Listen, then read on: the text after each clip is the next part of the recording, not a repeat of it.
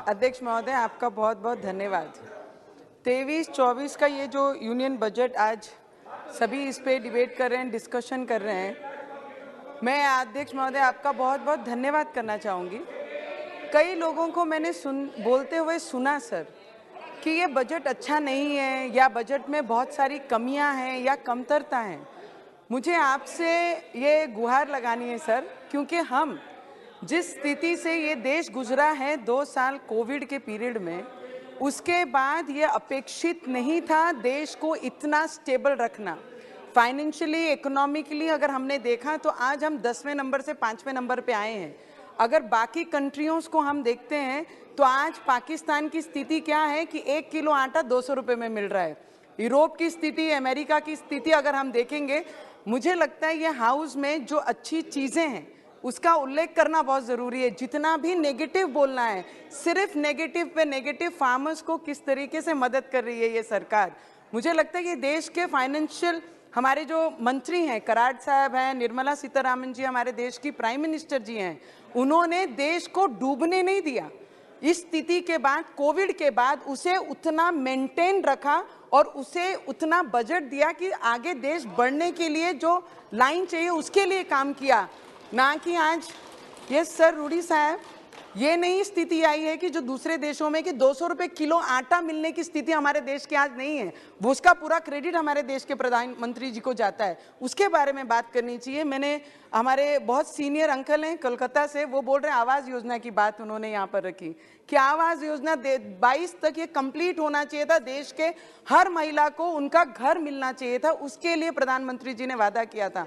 मुझे बताइए कि ये घर में, ये फ्लोर पे या प्रधानमंत्री जी ने आवास का वादा किया था तो वो उसके लिए पूरा करने के लिए भी फंड हर इसमें बजट में वो घोषणा कर रहे हैं कि हर महिलाओं को उनका पक्का मकान मिलना चाहिए। कई त्रुटियां होती हैं कई राज्यों में, राज्यों के प्रॉब्लम के वजह से वो फंड नहीं देते करके वो जो प्रोजेक्ट्स हैं, जो आवाज है, वो पूरा नहीं हो सका। प्रधानमंत्री जी ने जो वादा किया, मुझे, हमने जितना समझता हमारी उम्र के हिसाब से, हम पहली बार ये पार्लियामेंट में आए, पर हमारी अपेक्षा प्राइम मिनिस्टर से बहुत ज़्यादा है। स्मॉल स्केल इंडस्ट्री, एमएसएमईज को 2 लाख करोड़ देकर उन्हें मजबूत करने का काम किया है। 2 lakh crore is not a small amount sir. Covid के बाद इतनी अपेक्षा नहीं थी कि स्मॉल स्केल इंडस्ट्रीज को, एमएसएमई को इतना मजबूत करने के लिए इतना बड़ा फंड देके उन्हें जो टैक्स में रिलैक्सेशन दिया है। कुछ त्रुटियां, कुछ प्रॉब्लम्स हैं कि आने वाले समय में वो प्रॉब्लम्स हमें एमएसएमई वालों के लिए सॉल्व करना चाहिए। और अमृत भारत स्टेशन योजना के अंतर्गत सर 25 और 27 तक हमारे महाराष्ट्र में काफ़ी रेलवे स्टेशन लिए हैं कि मॉडर्न रेलवे स्टेशन उसे बनाना है। उसमें बंडेरा स्टेशन है जो 25 तक पूरा होगा, 27 तक हमारा अमरावती स्टेशन है और भुसावल डिवीजन के, जिसे हम रिप्रेजेंट करते हैं, बहुत सारे स्टेशन, उसका भी नया काम होगा। सर कौन कहता है महाराष्ट्र को पैसे फंड नहीं दिए गए? हम महाराष्ट्र से एक डिस्ट्रिक्ट को रिप्रेजेंट करते हैं। 2022 और 23 में 11,000 करोड़ रुपीस महाराष्ट्र को दिए गए थे, रेलवे बजट में आवंटित किए गए थे। और 23 और 24 में 13,500 करोड़ रुपीस दिया है। तो कौन कहता है बजट में हम नीचे गए? बजट में हमने बढ़ोतरी की है, हमने बढ़ाकर हमारे राज्य को बजट दिया। इरिगेशन में सर महाराष्ट्र को 800 करोड़ दिया गया है, रूरल कनेक्टिविटी को 400 करोड़ रुपए दिए गए हैं, और क्लाइमेट प्रोजेक्ट्स के लिए महाराष्ट्र में 585 crore rupees, ministry of urban project के लिए 786 करोड़ सर, स्टेट को हेल्प करने के लिए 1,30,000 करोड़ का एक बैलेंस अमाउंट बनाया। जितनी स्टेट मांगेगी उसके अकॉर्डिंगली राज्य सरकार को केंद्र सरकार देगी। उसके लिए मैं केंद्र सरकार का दिल से बहुत बहुत धन्यवाद करती हूं सर। कौन कहता नहीं मदद कर रहे हैं? कौन कहता है कि बजट में नहीं है? सर हमारे बंडेरा में वैगन कारखाना है जिसका प्रोजेक्ट ऑलमोस्ट 90% कंप्लीट हो गया है। उसके लिए 23-24 के बजट में 40 करोड़ से भी ज़्यादा हमारे वैगन कारखाने को मिला है। तो मैं आपसे विनती करूंगी कि उसका भी जल्द से जल्द लोकार्पण करके वहां पर रोजगार की एक लाइन शुरुआत की जाए, उसके लिए मैं आपसे विनती करूंगी। और सर जल जीवन मिशन के अंतर्गत हमारे मिनिस्टर सर यहाँ बैठे थे। जल जीवन मिशन में हमारे रूरल एरियाज में और ट्राइबल एरिया में जब कभी किसी ने नल से जल मिलने की नाम भी कभी नहीं सुना था, हर गांव में हर ट्राइबल क्षेत्र में हर घर में नल की योजना, वहां पे पानी की टाकी, जो पाइपलाइन का काम, ये जल मिशन के अंतर्गत हो रहा है। और सुबह ही हमारे मंत्री महोदय ने यहाँ पर हमारे उप मुख्यमंत्री डिप्टी सीएम साहब की तारीफ की कि जिस तरीके से हमें राज्यों का अपेक्षित है केंद्र को साथ देना, उसी तरीके से उससे कई ज्यादा साथ हमारे देवेंद्र फडणवीस जी दे रहे हैं। और जल जीवन मिशन का जो टारगेट है वो महाराष्ट्र में पूरा करने का प्रयत्न वो कर रहे हैं। एयरपोर्ट में सर 75 सालों में जो एयरपोर्ट के नंबर्स भी पूरे नहीं कर सके, ये 8 वर्षों में ये सरकार ने उतने नए एयरपोर्ट बनाने की घोषणा ये अपने इस बजट में की है। तो मुझे लगता है हमारे जैसे क्षेत्र, रूरल क्षेत्रों से आने वाले लोगों को अमरावती क्षेत्र के लिए 75 करोड़ रुपया पिछले साल दिए हैं। तो मैं सिर्फ विनती करूंगी जल्द से जल्द उसका काम पूरा हो, जिससे हमारी अमरावती भी आने वाले समय में उड़ान भरे।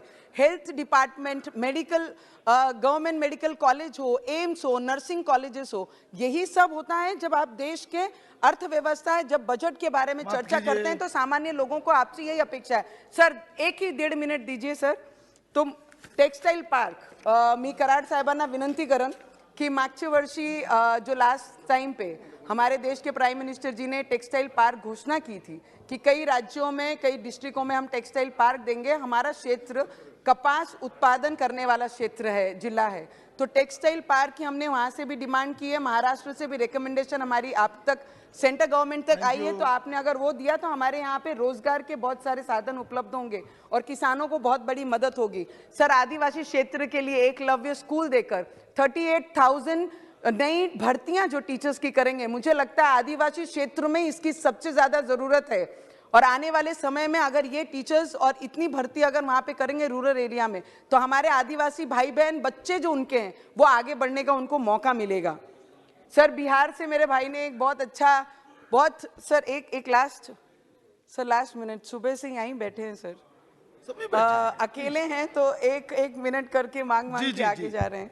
तो बिहार से मेरे भाई का, मैं बहुत सीनियर है, उन्होंने बोलते बोलते पूरे हाउस में जो जोरों शोरों से बोला कि क्या किया दलितों के साथ, क्या किया पिछड़ों के साथ। मुझे लगता है घर जिनको आवश्यकता है वो दलित और पिछड़े और गरीब लोगों के लिए घर है। अगर हेल्थ व्यवस्था कोई कर रहा है तो देश के प्राइम मिनिस्टर जी उनके लिए कर रहे हैं। अगर गवर्नमेंट मेडिकल कॉलेज बना रहे हैं तो इस गरीब लोगों के लिए बना रहे हैं। अगर मनरेगा के अंतर्गत कोई काम करता है तो वो गरीब करता है। सर लास्ट 1 मिनट सर, एक last minute, 1 minute sir, sir last 1 minute, I just take 1 minute sir. Last वाक्य, अंतिम वाक्य बोलिए, बस बैठिए फिर।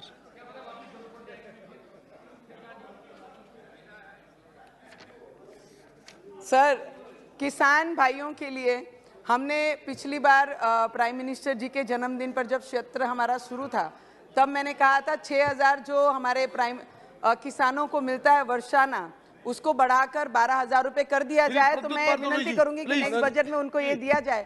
सर मेरा सपोर्ट तो ले लीजिए सर, ये यूनियन बजट के लिए मैं फुल हार्टेड हमारी फाइनेंस मिनिस्टर को, हमारे देश के प्राइम मिनिस्टर जी को फुल दिल से सपोर्ट करते हैं। और budget speech, I heard her with rapt attention.